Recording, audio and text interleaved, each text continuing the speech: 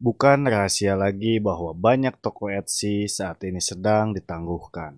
Faktanya, selama 1 tahun 2024, Joe Silverman menyebutkan bahwa sistem penonaktifan otomatis Etsy selama 3 kuartal terakhir telah menutup lebih banyak toko dari sebelumnya. Jutaan listing dan puluhan ribu penjual telah dihapus. Down, as we said in the call, millions of listings and tens of thousands of sellers. Kata-kata yang tepat adalah puluhan ribu penjual. Jika Anda menonton video ini, kemungkinan besar Anda sedang menghadapi penangguhan atau khawatir hal ini akan terjadi kepada toko Anda. Dengan adanya kepanikan yang meluas di komunitas Etsy, saya ingin mempelajari lebih lanjut tentang apa yang sebenarnya terjadi dengan penjual yang ditangguhkan dan beberapa presentasi dari mereka yang dinonaktifkan karena alasan yang sah. Jadi, pada April 2024, saya meninjau sekitar 300 akun toko yang ditangguhkan untuk mencari tahu apa sebenarnya yang terjadi. Dari toko-toko tersebut, saya menemukan bahwa sekitar 75% penjual melanggar aturan yang sah, tetapi mereka tidak mengetahuinya karena Etsy tidak memberitahu mereka. Dalam video hari ini, saya akan membagikan beberapa alasan mengapa banyak dari penjual ini ditangguhkan, baik melalui upaya saya sendiri maupun apa yang teman-teman saya di Printify perhatikan dalam komunitas mereka. Namun, saat ini kita harus bergantung pada sistem banding Etsy yang tampaknya di-reset setiap 10 hari sekali. Jadi, jika Anda yakin bahwa Anda tidak melanggar aturan Etsy yang akan kita bahas sebentar lagi, saran terbesar saya adalah Anda harus mengajukan ataupun terus mengajukan banding setiap kali Anda memiliki kesempatan. Mari kita bahas alasan-alasan yang saya duga menjadi penyebab penjual dinonaktifkan. Daftar ini merupakan hasil kolaborasi saya dengan Printify dan penelitian yang saya lakukan terhadap 300 toko yang ditangguhkan dan dikirimkan kepada saya bulan April. Meskipun banyak dari alasan ini bersifat spekulatif, artinya mereka tidak dalam kebijakan tertulis Etsy. Saya merasa penting untuk membagikan spekulasi ini kepada Anda agar Anda bisa tetap aman dan melindungi bisnis Anda. Semoga dengan daftar ini, Anda tetap aman, mengikuti aturan, dan memberi kesempatan bagi penjual yang benar-benar dinonaktifkan tanpa alasan untuk mendapatkan dukungan yang sangat mereka butuhkan dari Etsy. Baiklah, poin pertama, menyediakan informasi yang diperlukan. Ketika Anda bergabung dengan Etsy, Anda tidak hanya membuat profil, tetapi juga memulai bisnis. Jadi, detail penting seperti informasi pajak, detail rekening bank untuk pembayaran Etsy, dan mungkin juga ID yang harus disediakan. Kegagalan untuk melakukan ini atau memasukkan detail akun yang tidak valid akan menyebabkan penangguhan sebelum Anda bahkan sempat membuka toko Anda. Poin kedua, memalsukan lokasi Anda. Ini mungkin alasan yang paling umum yang saya perhatikan terkait toko yang ditangguhkan. Tidak ada masalah jika Anda menggunakan penyedia POD atau print on demand yang mengirimkan dari negara lain. Saat mengisi apapun yang terkait dengan lokasi Anda wajib mencantumkan negara tempat Anda berada sebenarnya. Tidak ada pengecualian untuk aturan ini, karena ini adalah informasi legal yang diperlukan untuk keperluan pajak.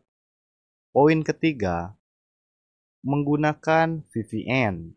Jika alamat IP Anda menunjukkan bahwa Anda berada di Indonesia, atau di Kanada, atau di Inggris, atau di Australia, dalam minggu yang sama, itu akan terlihat seperti akun Anda telah diretas.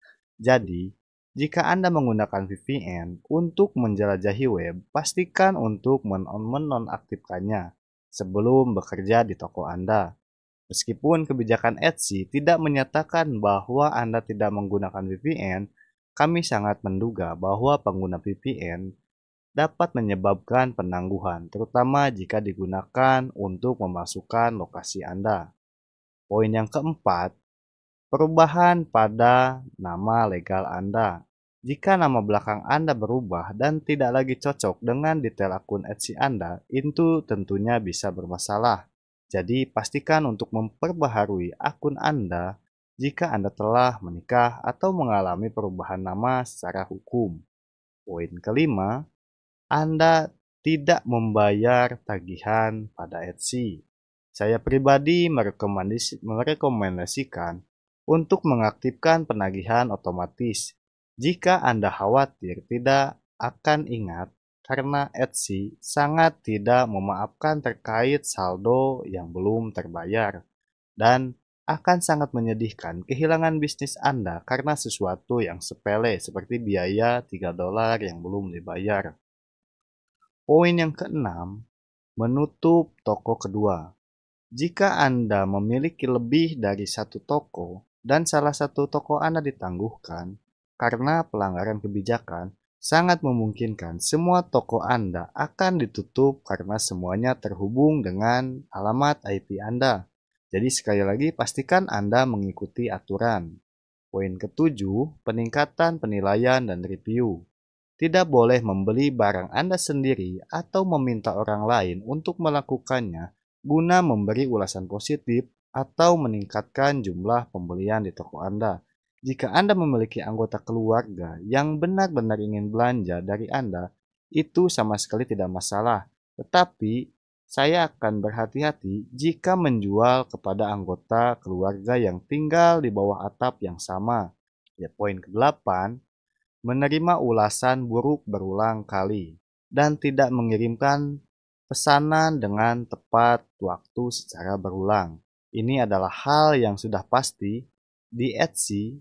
Memberikan layanan pelanggan yang baik kepada pembeli adalah hal terpenting yang harus dilakukan.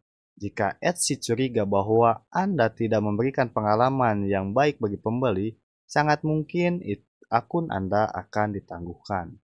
Poin ke-9, tidak mencantumkan penyedia cetak.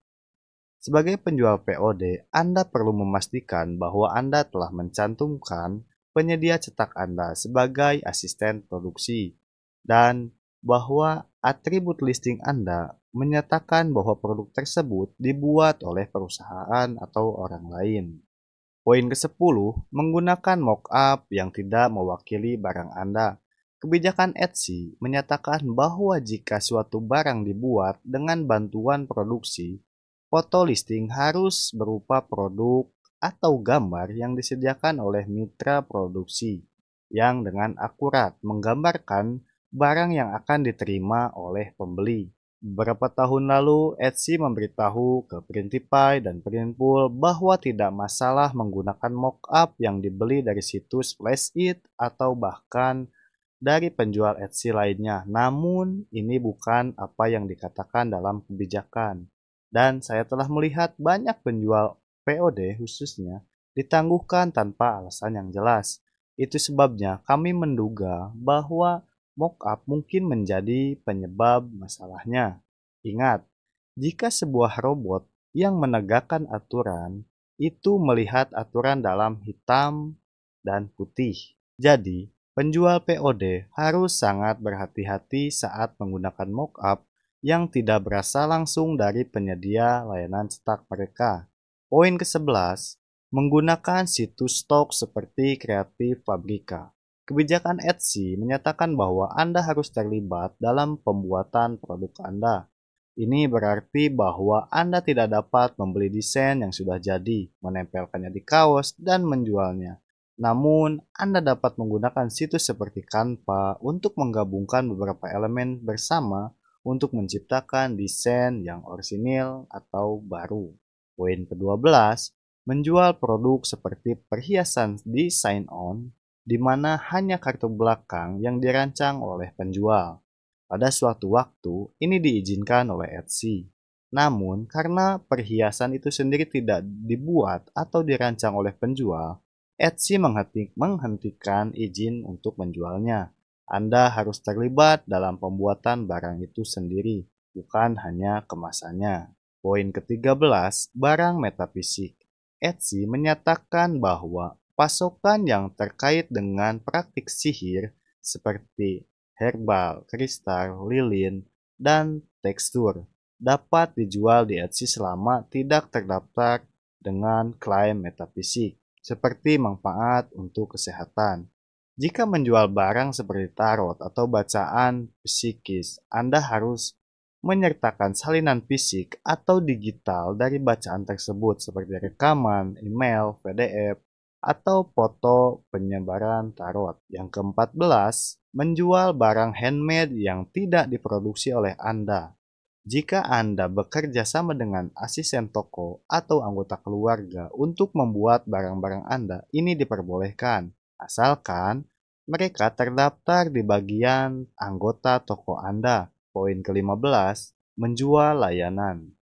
Kebijakan Etsy menyatakan bahwa menjual layanan tidak diperbolehkan kecuali Anda menyediakan barang digital atau fisik bersama layanan tersebut seperti PDF. Poin ke-16, menjual barang-barang terlarang. Semua ini dinyatakan dengan jelas dalam kebijakan Etsy. Yang ke-17, akun yang diretas. Jika Anda telah disusupi, Etsy akan menutupnya untuk memastikan bahwa penipu telah merusak Anda atau platform mereka. Jadi, selalu pastikan Anda mengikuti praktik baik terkait keamanan online. Ini termasuk tidak pernah mengklik tautan yang dikirim melalui pesan atau email Etsy. Tidak pernah membagikan rincian bank di luar halaman pengaturan Etsy. Dan mengidentifikasi pesan asli dari Etsy di dalam tab dari Etsy di toko Anda. Poin yang ke-18 yang terakhir, menjual barang yang melanggar hak kekayaan intelektual. Terlepas dari apa yang dikatakan orang, Anda secara hukum tidak dapat menjual apapun di Etsy atau di tempat lain yang mengandung hak cipta atau merek dagang. Ini termasuk referensi atau citra dari acara TV, film, video game, merek, selebriti, politisi, lirik lagu, buku. Pada dasarnya, apapun yang tidak Anda ciptakan sendiri, dan ya, ini termasuk seperti seni penggemar. Namun, sampai saat ini, berikut adalah fakta-fakta yang jelas. Saat ini, kebijakan Etsy menyatakan bahwa barang-barang yang melanggar IP tidak dapat dijual. Ketika datang ke pelaporan dan penghapusan barang-barang ini, hanya pemilik kekayaan intelektual yang bersangkutan yang dapat mengklaim dan meminta penghapusan kekayaan intelektual tersebut. Etsy menyediakan portal pelaporan bagi merek untuk melakukannya, yang merupakan batas hukum dari kewajiban mereka. Agar Etsy dapat menerapkan inisiatif yang luas untuk menghapus barang-barang yang melanggar, Etsy perlu membuka pintu tanggung jawab atas semua IP yang terdaftar di platform. Ini berarti bahwa mereka tidak memiliki kemampuan untuk hanya menghapus barang-barang Disney atau hanya menghapus barang-barang Marvel. Etsy harus mengambil tanggung jawab untuk menghapus semua barang-barang yang melanggar IP. Etsy dapat memilih dan memilih siapa yang harus dilindungi. Banyak kebisingan yang kita lihat sekarang tentang toko yang dinonaktifkan tanpa alasan yang berasal dari pelanggaran kebijakan yang sah. Dan sayangnya, mereka yang melanggar aturan cenderung memiliki suara yang paling keras. Ini membuat lebih sulit bagi penjual yang sah untuk mendapatkan dukungan yang sangat mereka butuhkan dan layak didapatkan ketika mereka dinonaktifkan secara tidak adil. Dan ini membuat dukungan pelanggan Etsy semakin tipis. Jadi, ikutilah aturan, terus berjuang jika Anda telah dinonaktifkan secara tidak adil. Oke, terima kasih telah menyimak video saya kali ini. Jangan lupa like, komen, dan subscribe, dan nyalakan loncengnya agar Anda dapat mengetahui jika saya mengupload video terbaru tentang dunia freelance, Etsy, ataupun yang lainnya. Terima kasih banyak. Bye-bye.